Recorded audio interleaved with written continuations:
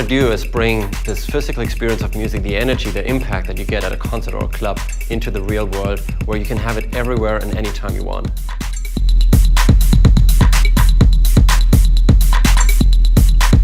Bass is really the part of the music that connects you to the music physically. In a club, you get that big energy from a big sound system. If you put on the music the next day and you just have headphones on, you're just missing that part. Whatever music you're listening to, it adds a physical element to it, which is something that you're totally missing normally in a home listening or on-the-go environment. People are pushing the envelope of what they can get out of those big systems with the way that they make the music.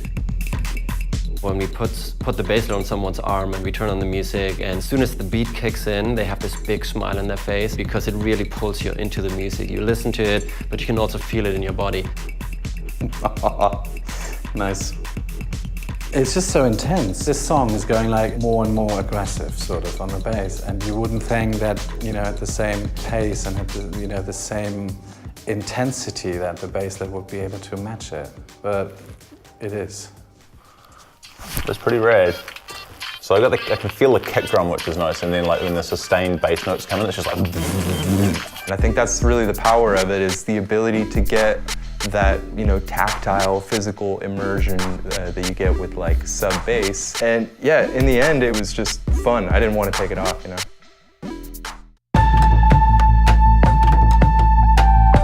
The basslet has very high fidelity. It matches exactly the waveform of the bass that we're trying to reproduce. For us, the main challenge was no technology existed that could do this in such a small size, so we had to create our own.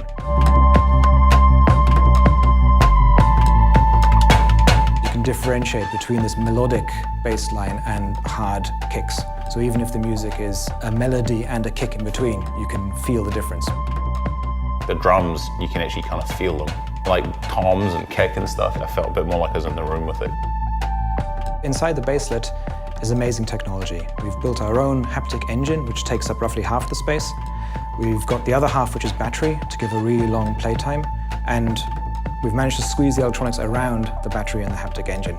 So there's hardly any room for the electronics, and it was a tough job to get it into this size.